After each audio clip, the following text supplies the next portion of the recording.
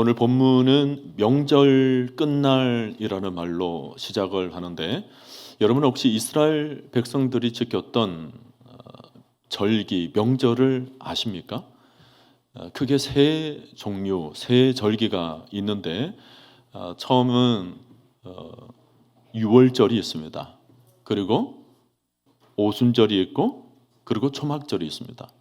유월절, 오순절, 초막절. 이 3대 절기가 되면 이스라엘의 만 30세 이상 되는 모든 사람들이 제단에 와서 제사를 드렸던 그런 절기를 이스라엘 백성들은 가지고 있습니다. 이 모든 절기가 하나님께서 역사해 주셨던 하나님의 은혜를 찬양하고 경배하는 일과 연관이 되어 있죠. 유월절 같은 경우에는 그 옛날 문설주의 어린 양의 피를 바름으로 이스라엘 백성들이 구원을 받았던 역사가 있습니다. 그날을 생각하며 하나님께서 우리 백성들, 하나님의 택한 백성들을 특별히 구원해 주신 그 은혜를 찬양하고 경배하며 제사를 지냈던 것이 바로 유월절입니다. 그리고 오순절은 유월절 절기에 맞춰서 밀씨를 뿌리게 되면 이제 50일째 되는 날 첫 열매를 거둬들이게 되는데, 그 첫 수확과 함께 하나님 앞에 제사를 드렸던 것이 바로 오순절입니다. 우리 주님께서도 밀밭을 지나가면서 밀알에 대한 얘기를 하신 적이 있습니다. 한 알의 밀알이 땅에 떨어져 죽지 아니하면 열매를 맺을 수 없다라는 말씀을 하셨는데, 바로 그 한 알의 밀알은 예수님 자신을 가리키는 거예요. 주님께서 실제로 이 죽으심을 맞이하면서 오순절 날에 새로운 역사가 태동하게 되죠. 그것이 바로 교회가 일어나는 것입니다. 교회가 생겨나는 거예요. 오순절 성령 사건으로 인해서 한 달의 밀알로 죽으셨던 우리 주님의 반석 위에 새롭게 교회가 세워지는 역사가 이 오순절 날 공교롭게도 일어나게 되었습니다. 그리고 또 하나 절기가 바로 초막절입니다. 이 초막절은 이스라엘 백성들이 광야 40년을 걸어가면서 하나님께서 먹이시고 입히시고 또 이끌어 주셨던 모든 삶을 기념하며 경배와 제사를 드렸던 절기입니다.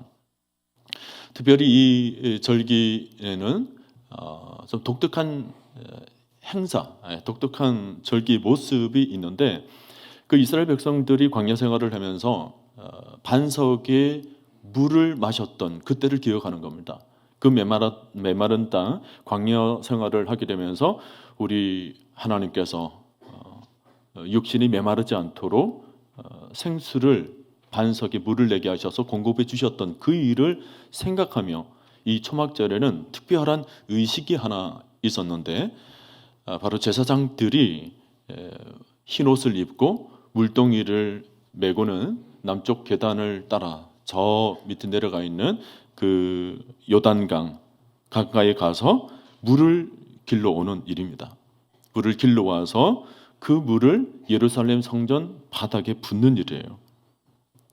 실로암 연못가에 가서도 물을 길러 옵니다. 주변에 있는 강물들, 하나님께서 역사하셨던 그 역사의 현장에 가서 물을 길러다가 예루살렘 성전에 부음으로써 반석에서 물을 공급해 주셨던 그 하나님의 역사를 기념하며 그날을 생각하는 그런 의식을 갖는 거죠.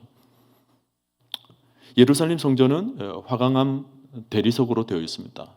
여름철에 열을 받게 되면 아주 뜨거워지는 그런 바닥이었는데, 이제 물을 길러다가 그것에 붓게 되면서 참석한 모든 사람들에게 좀 시원케 만드는 그런 외적인 모습도 있었습니다.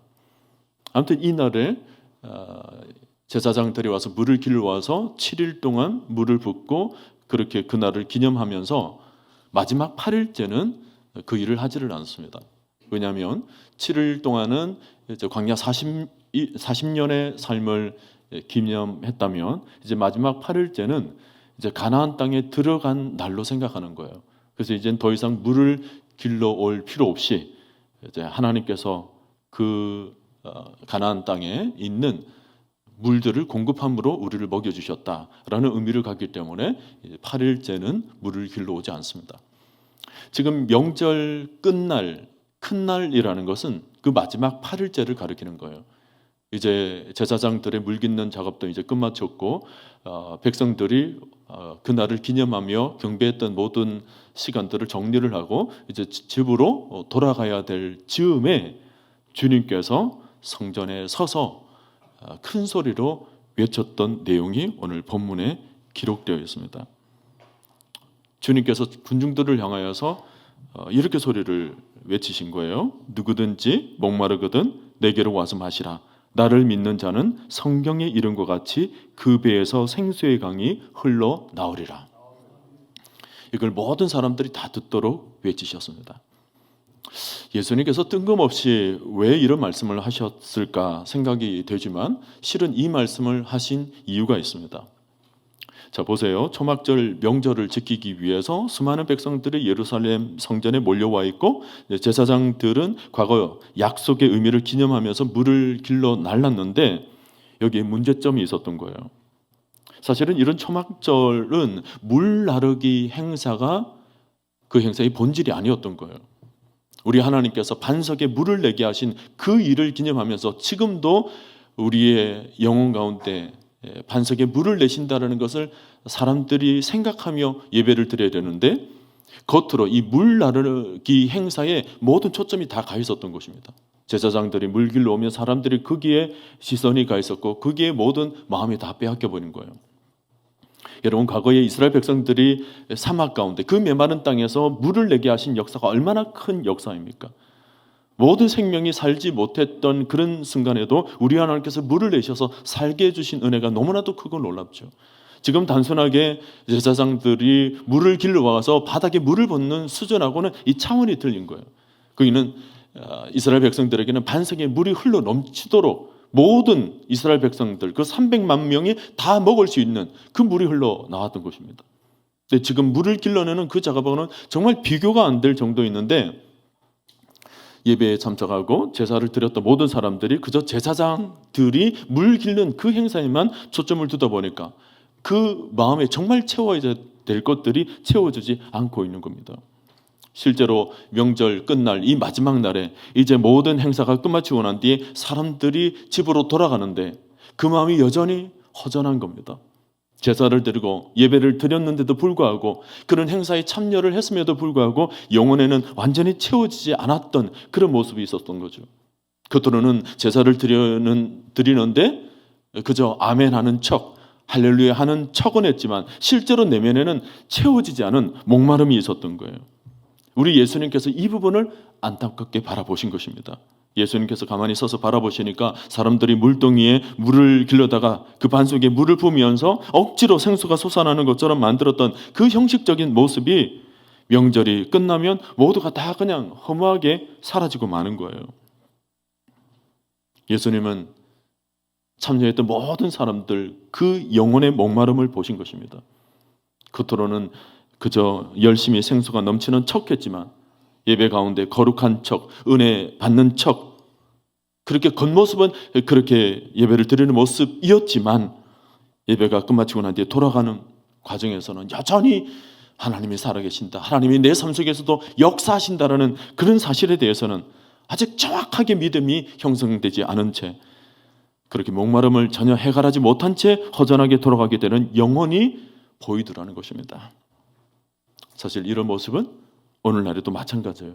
교회에서 예배를 드리면서도 물 깃는 수고로움은 다 해요. 이런저런 봉사도 다 하고 이런저런 모임도 다 합니다. 그런데 정작 예배의 본질이 되신 주님을 만나지 못하고 가는 겁니다.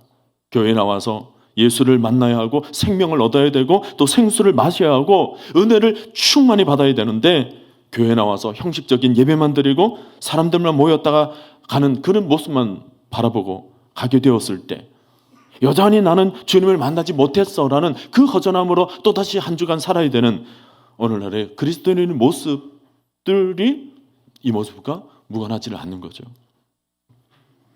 여러분, 사도행전 8장을 보면 에티오피아 내시 얘기가 나옵니다. 당시에 성경책을 가진다는 것은 굉장한 일이었습니다. 그런데 이 에티오피아 내시가 성경책을 가지고 있는 거예요. 그 당시 성경책은 오늘날 우리처럼 지금 인쇄술이 발달돼서 쉽게 가질 수 있는 책이 아닙니다. 두루마리에 기록된 책이에요. 66권 중에 단 한 권만 가져도 굉장한 부자로 취급을 받았습니다. 왜냐하면 너무 비쌌기 때문에, 그리고 부피도 너무 크고 너무 길었기 때문에 그것을 집에다가 66권을 다 가진다는 것은 감히 생각도 못한 일이었어요. 그 귀한 책을 이 에티오피아 내시가 성경 두루마리 하나를 가지고 있는 거예요. 자기의 모든 것을 다 내어놓을 정도로, 내시 신분에서는 그것을 가질 만한 형편이 못 될 텐데 그 책을 가지고 있는 거예요. 그리고는 마음속에 늘 은혜를 사모하는 마음이 있었습니다. 그리고는 소문을 들었어요. 오순절날 성령이 예루살렘에 임하였다. 그 소문을 듣고 예루살렘 성전으로 찾아왔습니다. 그런데 웬걸, 이미 예루살렘은 핍박을 받아가지고 사도들이 다 뿔뿔이 흩어져 버렸어요. 남겨진 빈 장소만 공허하게 있는 겁니다. 은혜 받기 위해서 성전에 나왔는데 은혜를 받지 못한 상황이 된 거예요. 너무 공허한 마음으로 터벅터벅 집으로 돌아갈 쯤에 하나님께서 그 사람의 마음을, 그 영혼을 바라보신 거예요. 저렇게 그냥 돌아가게 해서는 안 되겠다. 저에게 은혜를 줘야 되겠다. 그래서 급하게 빌립을 보냅니다. 빌립은 그 당시에 사마리아 땅에서 큰 부흥을 일으키며 전도 사역을 감당하고 있었던 사람입니다. 빌립에게 얘기해서 너 빨리 에티오피아 내시를 만나러 가라. 저가 그냥 돌아가서는 안 되겠다. 빌립이 주의 음성을 듣고 급하게 이 내시를 찾아갑니다. 보니까 큰 두루마리 성경을 가지고 있는 거예요. 묻습니다. 너 성경의 의미를 제대로 알고 있느냐? 네, 제가 성경을 가지고는 있습니다만은 내가 이 성경의 의미를 제대로 깨닫지는 못하고 있습니다. 왜냐하면 이 말씀을 정확하게 풀어주는 사람이 없었어요. 그러니 성경은 가지고는 있었지만 이 말씀을 제대로 지금까지 깨닫지 못하고 있습니다. 그 말을 듣고는 빌립이 그에게 세세하게 말씀을 풀어줍니다. 그리고는 하나님의 그 이름으로 이 사람의 마음속에 아주 충만한 은혜를 채워주는, 메마름을 해갈해주는 그런 일을 하게 되죠. 바로 그 장면이 오늘 예수님께서 바로 사전에 이렇게 보여주는 장면이에요. 이스라엘 백성들이 제사는 드렸지만 그냥 가게 될 수 있으니까 예수님께서 그냥 가서는 안 되겠다. 마치 빌립을 통하여서 에티오피아 내시에게 그렇게 말씀을 선포하셨던 것처럼 주님께서 그들 가운데 우뚝 서서 강력하게 말씀을 전하시는 것입니다. 누구든지 목마르거든 내게로 와서 마시라. 나를 믿는 자는 성경의 이름과 같이 그 배에서 생수의 강이 흘러나오리라. 이 말씀을 선포해 주시는 거예요. 오늘 여러분들도 이 예배를 드리면서 단순하게 형식적인 예배가 아니라 이 예배를 통하여서 예수님을 만나게 되시기를 바라고, 그래서 여러분의 영혼의 갈증을 해결할 하늘의 생수를 공급받을 수 있기를 바랍니다. 오늘 본문에서 요한은 자기 나름대로 주석을 하나 덧붙이고 있습니다. 뭐냐면 요한이 처음에는 잘 몰랐어요. 그저 반석에 대한 얘기, 생수에 대한 얘기, 그냥 주님에 대한 말씀인가 보다 그렇게 생각을 했는데, 나중에 주께서 올라가시고 난 뒤에 이제 성령이 임하게 되면서 그때 주님께서 하신 말씀이 어떤 상황에서 무엇을 가리켜서 하신 말씀인지를 뒤늦게 깨닫게 되었습니다. 그래서 요한복음 기록할 때 마치 주석과 같이 39절에 이렇게 덧붙이죠. 주께서 이 말씀을 하신 것은 그가 자기를 믿는 자들이 받을 성령을 가르쳐 말씀하신 것이라. 오늘 우리가 주님을 믿을 때에 믿는 자들에게 생수가 흘러넘치게 되는데, 그 생수가 뭐냐면 바로 성령이더라는 것입니다. 우리가 뭐 할 때요? 믿을 때에. 우리가 믿을 때에 하나님의 영, 거룩한 성령이 내 안에 부어지게 된다는 것입니다. 여러분, 성령님이 내 안에 흘러넘치는 것이 얼마나 중요한 일인지 몰라요. 지금까지 여러분들이 예수 그리스도의 십자가의 진리를 알았습니까? 그런 뒤에 그 십자가의 진리가 내 속에 그대로 적용이 되고 그 십자가의 진리가 힘이 되고 소망이 되고 다시 능력이 되도록 만드는 사역을 누가 하시느냐면 바로 성령 하나님이 하시는 것입니다. 성령이 계심으로 우리는 예수님을 정확하게 알게 되었어요. 성령이 계시기 때문에 우리는 그분으로 말미암아 믿음을 더욱 굳건하게 가질 수 있었고, 성령 때문에 우리 모두는 중생받게 된 것입니다. 성령 때문에 우리가 하나님 말씀을 읽을 때마다 깨닫게 되는 거예요. 성령이 계시기 때문에 우리가 기도할 수 없는 상황 속에서도 성령께서 기도를 말할 수 없는 탄식으로 우리를 도와주시는 것입니다.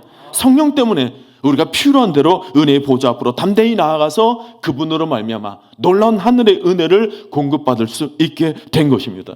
그러니 우리가 성령이 아니면 신앙생활을 할 수가 없는 것입니다. 신앙생활을 하지를 못해요. 그만큼 중요합니다. 성령이 이렇게 우리에게 중요하시기 때문에 예수님께서는 하늘나라로 승천하시자마자 즉시 지체하지 않고 우리들에게 성령을 보내주십니다. 오늘 여러분들 심령 가운데서도 지금 성령이 부어져 있는 줄로 믿습니다. 믿을 때, 우리가 예수 그리스도를 믿을 때 성령이 우리에게 부어져 있는 거예요. 그런데 여기서 아셔야 되는 것은 여러분 구약시대의 성령의 작동하심과 신약시대의 작동하심이 좀 달라요. 구약시대 때도 성령이 있었습니다. 여러분 오해하지 마십시오. 오늘날 신약시대가 성령시대라고 해서 신약시대에만 성령이 활동하고 있었던 시대라고 말하면 성경을 조금 오해하신 것입니다. 구약시대에도 성령은 사역하셨습니다. 신약시대의 오순절에 임한 성령과 구약시대에 작동하신 성령과 그러면 차이점은 뭐냐면 오늘 본문에 기록되어 있는 거예요. 37절에 누구든지라는 말이 나오죠. 이 누구든지라는 단어가 바로 차이점입니다. 신약시대의 오순절에 임한 성령은 누구든지 받을 수 있는 선물이라는 거예요. 예수 앞으로 나오는 사람, 예수를 향해서 두 손 들고 예수 그리스도를 나의 구주로 믿습니다라고 말하는 사람은 지체하지 아니하시고 누구에게나 선물로 주시는 것이 바로 신약시대의 누구든지 성령이 부어주시는 그런 놀라운 은혜죠. 이것을 신학적인 용어로 성령의 보편성이라고 얘기를 합니다. 구약시대는 달라요. 구약시대는 성령이 누구나 함부로 얻지를 못했습니다. 아무나 구한다고 해서, 아무나 하나님이라고 부른다고 해서 성령이 임하시지는 않았어요. 어떤 특정인들을 위해서, 또 특정한 사역을 위해서 부음을 받았습니다. 그러나 오순절 이후에는 주의 이름을 부르는 모든 자들에게 누구든지 양자의 영, 이 성령을 부어주시는 것입니다.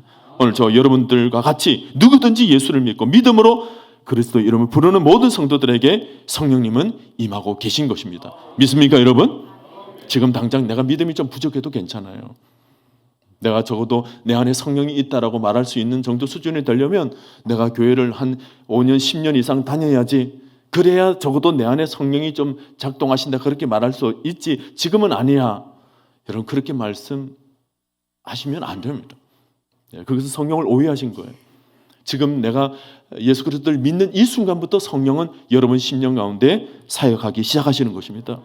한 주 나와서 말씀을 듣고 또 한 주 나와서 계속 몇 달 나오시면서 점점 내 신앙이 깊어지고 그 다음에 또 예배드리는 기쁨을 알게 되고 나도 모르게 찬송도 기쁨으로 하게 되고 나도 모르게 예수님이 계신다는 것을 확실히 믿게 되는 거예요. 여러분 이것이 누구의 힘입니까? 내 안에 계신 성령님의 힘인 것입니다. 벌써 그 사람에게는 자기도 모르는 사이에 누가 임한 거예요? 성령님이 임한 거예요. 성령님이 그를 견고하게 붙잡고 믿음 생활 유지해 나갈 수 있도록 이끌어 주시는 것입니다. 그러니 이렇게 우리가 예배하러 나온 이 자리에서 한 사람 예외가 없습니다. 오늘 이 자리에 계신 그 누구라 하더라도 성령님이 여러분 가운데 부어준 줄로 여러분 믿으시기를 바랍니다. 이것이 누구든지. 그리고 또 하나 오늘 본문에서 중요하게 다뤄야 되는 단어는 그 배에서라는 단어입니다. 그 배에서. 성경에서 흔히 배라는 말을 사용할 때는 우리의 마음속, 우리의 내면, 우리의 영혼, 우리의 속사람을 가리키는 것입니다. 그러니까 성령이 우리에게 부어지는데 어디에 부어지느냐? 겉에 붙은 우리 옷 입은 것처럼 그냥 더듬혀지는 포장하는 수준이 아니라는 거예요. 성령님이 우리 내면, 우리 영혼, 우리 속사람 깊숙이 임재하시는 것입니다. 그것이 그 배에서예요. 그 배에서. 요한복음 14장 17절에도 이렇게 기록을 합니다. 그는 진리의 영이라 세상은 능히 그를 받지 못하나니 이는 그를 보지도 못하고 알지도 못함이라. 그러나 너희는 그를 아나니 그는 너희와 함께 거하심이요 그 다음 또 너희 속에 계시겠습니다. 너희 속에 계시겠습니다. 성령이 오시면서 우리와 함께 가시는데 어디에요? 우리 속에, 우리 내면에, 우리 영혼 가운데 아주 깊숙이 임재해 계신다는 것입니다. 여러분, 구약시대와 차이점이에요. 구약시대는 성령이 임재하시더라도 우리 깊숙이 임재하지 않으십니다. 구약시대 성령은 마치 무엇과 같으냐면 오셨다가 그냥 가시는 스타일이에요. 잠깐 방문했다가 가시는 스타일. 필요할 때 오셔서 우리를 감동시켜 주시고 우리를 들어 사용해 주시다가 이 일이 다 끝마치고 나면 그냥 떠나시는 성령이었어요. 이것이 구약시대의 성령입니다. 그런데 오순절 이후 신약시대의 성령은 우리 마음에 한번 들어오시면 이 세상 끝날까지 우리를 절대로 떠나지 않으십니다. 사도 바울이 이것을 성령의 소욕이라고 말을 했습니다. 소욕. 우리를 끝까지 우리 속에 진득하게 소나무 송진처럼 우리 내면에 내주하고 계시면서 절대로 떠나지를 않는 거예요. 우리 안에는, 우리 속에는 육신의 소욕도 있죠. 우리를 끝없이 제약 가운데 이끄는 소욕도 있지만 그 소욕을 제거하고 이겨내게 하는 힘이 뭐냐면 바로 우리 속에 있는 성령의 소욕인 것입니다. 성령께서 우리를 하여금 끝까지 붙잡고 우리가 시험을 당하거나 어려움을 당하거나 죄악 가운데 어려움을 당하거나 그 모든 상황 속에서도 우리를 지켜내시는 것입니다. 끝까지 우리를 붙들고 이끌어 가시는 것입니다. 그것을 신학적인 용어로 성도의 견인이라고 얘기를 해요. 끝까지 이끌어 가시는 겁니다. 우리 믿음이 식어질 때가 있지만 그렇다고 우리가 믿음의 계열에서 떠나는 것이 아닙니다.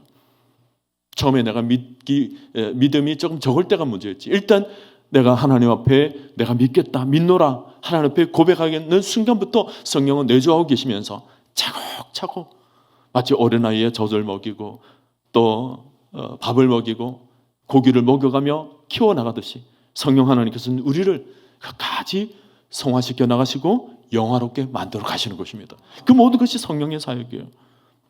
그러므로 오늘 여러분들이 하나님을 믿는다, 마음으로 입으라는 그런 고백을 하고 계신 것이 확실하다면 이 성령 하나님과 동행하며 살아가시길 바랍니다. 성령이 내 안에 계신다, 틀림없이 계신다. 하나님이 영이신 성령이 이미 내 안에 들어와 계시기 때문에 나는 성령님과 함께 매일 매순간 함께 동행하며 살아가는 것이다. 여러분, 이것을 분명하게 입으로 선포할 수 있기를 바랍니다. 그 성령이 오늘 내 안에서 뭐예요?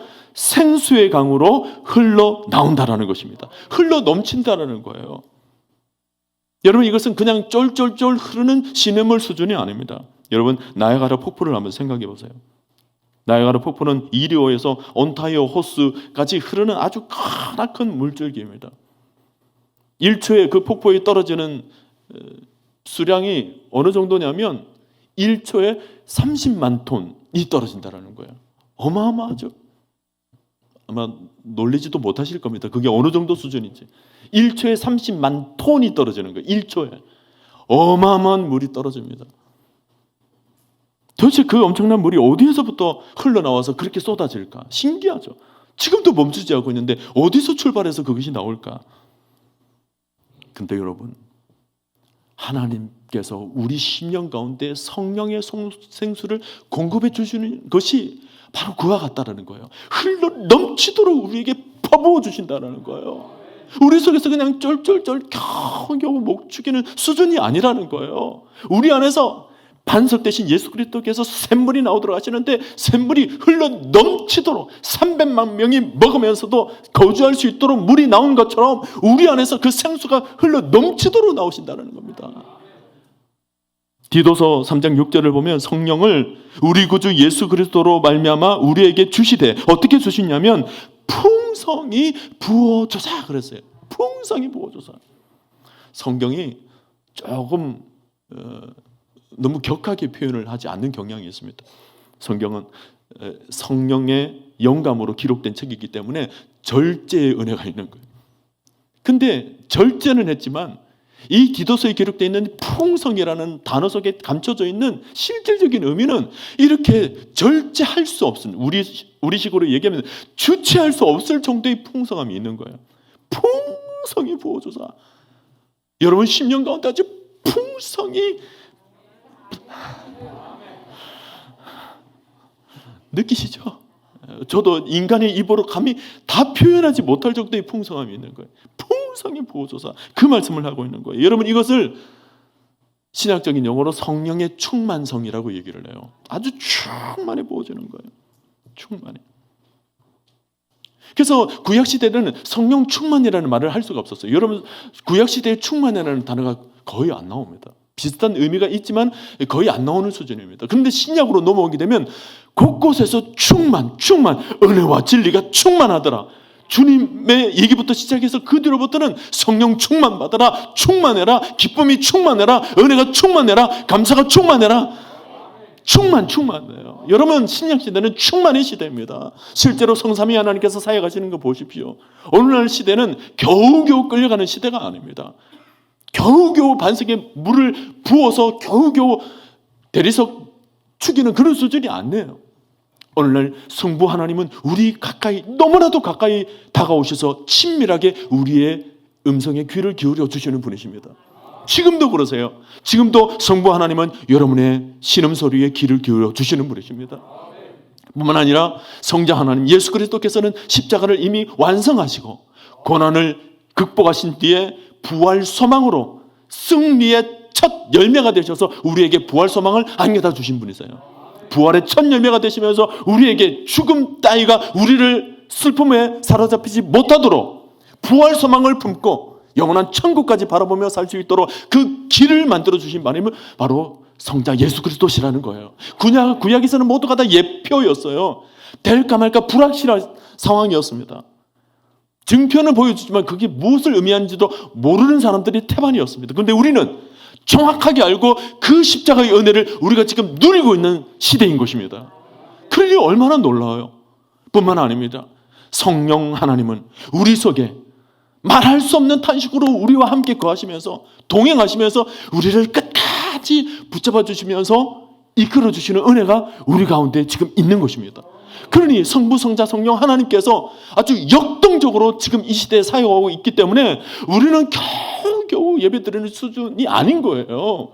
이 예배 시간에도 성부, 성자, 성령, 성삼위 되시는 하나님을 만나면서 10년 가운데 성령의 은혜로 충만히 얼마든지 또 누구든지 채울 수 있는 시대가 바로 오늘날 우리 시대의 예배인 것입니다. 오늘 여러분 성령 충만 받으시기를 바랍니다. 은혜 충만 받으시기를 바랍니다. 이것이 우리가 드리는 예배 속에서 누릴 예수 그리스도를 믿는 자들의 누릴 특권인 겁니다. 특권. 교회 와서 겨우 예배 드리는 사람이 우리 중에도 없지 않아 계시죠? 토레이가 얘기를 하는데 예수를 믿는 사람들 중에 다 성령 충만을 받을 수 있는데도 불구하고 아직까지 제대로 성령 충만을 받지 못한 자들이 있는 것 같다라는 그런 유의 얘기를 글로 쓴 적이 있습니다. 성령 충만한 사람들이 있는 교회들이 많아요. 우리 교회도 그렇습니다. 그렇죠? 성령 충만해서 봉사 잘 하시고 성령 충만해서 정말 충만한 속에 성도들과 교제하는 성도들이 의외로 많아요. 그러나 좀 안타까운 것은 교회를 다니고 아직까지 내가 예수를 믿는다고 하면서도 예배 속에서 아주 충만한 은혜를 받지 못하시는 분들이 그래도 또 우리 중에는 없지 않아 계십니다. 오늘 그런 분들, 오늘 주님께서 선포하시는 이 말씀이 여러분의 심령의 영혼의 생수가 되시기를 바랍니다. 누구든지 목마르거든 여러분 신앙생활하면서 절대 오해하지 마십시오. 이 누구든지 목마르거든 물을 마실 수 있다는 것을 자꾸만 어떤 특정 시기를 생각하시면 안 됩니다. 어떤 분들은 그래요. 성령 충만, 그것은 정말 앞서 섬기시는 일꾼들에게 해당되는 얘기지, 뭐 목사님이나 순장님이나 구역장님들이나 이런 분들이 성령 충만을 받을 일이지 나하고는 전혀 상관이 없는 일이다, 그렇게 생각하시는 분들이 있어요. 나는 겨우 예배 정도 드리면 나는 이것으로 만족한다는 분들이 있는데 여러분 그렇게 신앙생활에서는 안 됩니다. 우리의 성령 충만이 어디 예배 시간을 위해서만 필요합니까? 찬송 부르고 기도하는 시간을 위해서만 성령 충만이 필요합니까? 그렇지 않잖아요. 일상의 모든 삶 속에서도 성령이 얼마나 필요합니까? 아이들을 길러내는 일에 있어서도 그렇고, 가정을 일궈 나가는 일에 있어서도 그렇고, 직업 가운데 생업터 위에 성령으로 하지 않으면 되어지지 않는 일들이 얼마나 많아요. 관계 속에서 사람을 만나고 사람을 대면하고 하는 일도 우리 힘으로 우리의 의지대로 만날 때 되어지지 않는 일들이 얼마나 많아요. 그러니 우리가 이와 같이 예배를 드릴 때뿐만 아니라 일상 속에서, 모든 삶 속에서 성령 충만이 필요하기 때문에 그저 목사나 성령 충만을 받고 권사나 장로나 이런 직분자들이나 성령 충만을 받고 교회 리더들이나 충만을 받고 그런 정도 수준을 생각해서는 안 됩니다. 예수 그리스도를 믿고 믿음으로 사는 모든 성도들에게 이 성령 충만이 필요한 것입니다. 뿐만 아니라 어떤 분들은 특정 시기를 생각하시는 분이 있어요. 아유, 성령 충만, 그것은 어느 부흥회 때나 어느 특정한 집회 때나 받는 것이지 평소에는 성령 충만하고는 거리가 멀다 생각하시는 분이 있어요. 여러분, 그런 분들의 특징이 뭐예요? 집회 때나 그런 은혜를 받을 만한 시간대는 열성적으로 기도를 하고 열성적으로 찬송을 해요. 왜냐하면 그때 은혜를 받아야 되겠다고 생각하니까. 그러니까 그 시간 되면은 아멘 예수여 어서 오시옵소서 성령이 오셨네, 그 찬송을 얼마나 뜨겁게 하는지 몰라요. 근데 뭐예요? 그 집회 끝마치고 난 뒤에 며칠 지나고 나면 식어져 버려요. 그런 분들의 특징이 뭔 줄 아십니까? 부흥회 또 하자 합니다. 부흥회 또. 왜냐하면 부흥회 때 은혜를 받아야 되기 때문에 부흥회 또 하자라는 거예요. 부흥회를 너무 좋아해가지고 부흥회만 쫓아다니시는 분들이 있어요. 그것은 성령을 좀 오해하시는 분이었어요.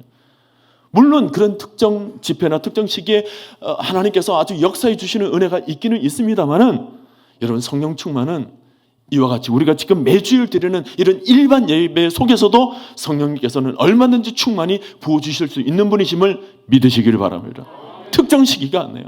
어떤 모임, 어떤 상황 속에서도 두세 사람이 모인 곳에 내가 함께 하는 일을 주님께서 약속하셨어요. 어느 곳이든지, 여러분, 소그룹 모임 속에서도 그렇고, 또 어떤 분은 두세 사람이 모여서 기도하는 자리에서도 그렇고, 어떤 분은 같이 식사하는 자리에서도 말씀을 나누다가 이상하게 성령께서 작동하시는 은혜를 경험하시는 분들도 계십니다. 어느 경우에서든 여러분들이 어떤 특정 시기만을 생각하지 마시고 날마다 매 순간마다 성령 충만을 받을 수 있다는 것을 반드시 기억하시고, 오늘 여기 같은 예배 속에서도 여러분 성령 충만 받을 수 있기를 간절히 축복드립니다. 오늘 말씀을 깊이 묵상하세요. 예수를 누구든지 뭐예요? 믿기만 하면, 누구든지 믿기만 하면 성령이 부어진다. 성령이 내주하고 계신다. 그 배에서 그랬죠. 누구든지 믿는 사람에게 내면에 거하신다는 것입니다. 그리고는 그 다음에 주신 말씀이 뭐였죠? 강물과 같이 흘러 넘친다는 것입니다. 어떤 특정 시기를 가리키는 것이 아닙니다. 예수를 믿기만 하면 지금 이 순간이라도 성령을 갈급해하면 강물처럼 여러분 심령 가운데 성령이 흘러 넘치게 될 줄로 믿습니다. 그러므로 여러분 이 시간에 마음을 완전히 정리를 하세요. 지금까지 내가 성령 충만과 좀 거리를 멀게 생각을 해왔다 하시는 분들은 정리를 하십시오. 이전의 생각들을 다 내려놓으시고 이제부터는 성령 충만으로 내가 살아야 되겠다. 오늘 말씀을 보니까 오늘 나 같은 사람을 위해서도 언제든지 주님께서는 성령을 부어주신다라고 약속하신다, 말씀하신다. 그러니 내가 오늘 성령 충만을 받아야 되겠다. 나에게도, 누구에게도? 나에게도요. 나에게도. 어느 누구도 예외 없습니다. 이 자리에 성령 충만은 나에게도 얼마든지 부어주시는 선물이다. 오늘 여러분 이 선물을 받아가시기를 바랍니다. 우리가 성령이 충만하게 되면 덤으로 따라오는 은혜들이 있어요. 신앙생활을 하면서 이런 은혜를 좀 누리면서 살아야지, 같은 신앙생활을 하면서도 이런 것들을 누리지를 못하면 똑같이 믿음 생활을 하는데도 손해를 보는 거예요. 손해를. 여러분들이 성령 충만하게 되면 제일 먼저 생겨나는 것이 뭐냐면 마음에 담대함을 가지게 되는 것입니다. 마음이 담대해져요. 성령이 우리에게 충만히 계시면 우리를 아주 강력하게 그분이 붙들고 계시기 때문에 우리 마음이 흔들림이 없어요. 아주 견관심지가 되는 것입니다. 사람들이 두렵지 않습니다. 어려운 환경이 두렵지가 않아요. 세상이 두렵지가 않습니다. 여러분 사도행전을 한번 보세요. 자그마한 요정 앞에서도 나는 저를 모른다 부인했던 베드로가 오순절로 사도행전으로 딱 넘어와서 성령을 받게 되니까 얼마나 달라져요. 내가 사람의 말을 듣는 것과 하나님의 말을 듣는 것 중에 누구의 말을 듣는 것이 옳은가 너희가 판단하라. 그러면서 얼마나 강력하게 예수 그리스도 이름을 선포하고 주 하나님 살아계신 것을 선포합니까? 그의 마음의 핵심이 뭐냐면 모든 상황에서 마음을 강하고 담대히 가질 수 있도록 그 마음에 담력을 얻게 된 것입니다. 그래서 우리가 사도행전을 보면 아주 특징적인 표현이 하나 나오는데 바로 두려움이 변하여. 두려움이 변하여. 여러분 사도행전에 보면 정말 복음서에서는 쩔쩔매던 제자들이 사도행전 넘어와서는 두려움이 변하여 담대함으로 주의 말씀을 강력하게 힘있게 전파하니라. 이런 표현들이 굉장히 많이 나옵니다. 두려움이 변하여. 오늘 여러분들도 성령 충만으로 두려움이 변하여 힘을 얻게 되시기를 바랍니다. 내 마음속에 있는 두려움들, 내 마음을 자꾸만 얼매이게 만드는 것들, 그런 것들이 오늘 성령의 이름으로 단번에 깨뜨려지게 되기를 바라고, 여러분 심령 가운데 새로운 하늘의 힘을 솟아나는 은혜가 여러분 삶 가운데 있게 되기를 바랍니다. 또 하나 성령 충만하게 되면 기쁨이 넘치는 은혜가 있다라는 거예요. 기쁨이 넘치는. 어떤 기쁨이에요? 여러분 세상이 주는 그런 기쁨과는 달라요. 세상의 기쁨은 그냥 조건적이죠. 뭐가 채워지면 기뻐하고 그것이 사라지면 또 마음이 식어지고 하는 기쁨들이에요. 그러나 성령 충만한 자가 가지게 되는 기쁨은 세상과의 기쁨과는 다른 겁니다. 무한한 기쁨이고 광활한 기쁨이고 무조건적인 기쁨인 것입니다. 하나님께서 부어주시는 기쁨이기 때문에 메마르지 않는 기쁨이 되는 거예요. 많은 신학자들이 이런 기쁨을 신비스러운 기쁨이라고 별명을 붙였습니다. 왜 신비스러우냐? 베드로전서 1장 6절에서 그러므로 너희가 이제 여러 가지 시험으로 말미암아 잠깐 근심하게 되지 않을 수 없으나, 보세요. 시험을 당하고 어려움을 당해서 근심하게 될 수도 있지만, 근데 그 사람에게 하나님께서 어떤 은혜를 부어주세요? 잠깐 근심하게 되지 않을 수가 없었으나 그 다음 오히려 크게 기뻐하는도다. 고난 중에서도 기뻐하게 만드는 힘이 뭐예요? 성령의 힘인 것입니다. 말할 수 없는 실패와 좌절 속에서도 세상 사람들은 그저 푹속 주저앉을 수밖에 없는 상황이지만 우리에게는 뭐예요? 성령의 힘이 다시 일어나도록 만드는 것입니다. 일어나라, 새 힘을 얻어라. 우리를 다시 일으키는 힘, 다시 세상 가운데 우뚝 세워가는 힘, 다시 달려가는 힘, 어려운 환경 속에서도 다시 용기 내어 다시 첫 천국의 소망을 바라보며 다시 소망 가운데 일어나게 하는 이 모든 힘이 바로 우리 안에 있는 성령께서 주시는 신비스러운 기쁨인 것입니다.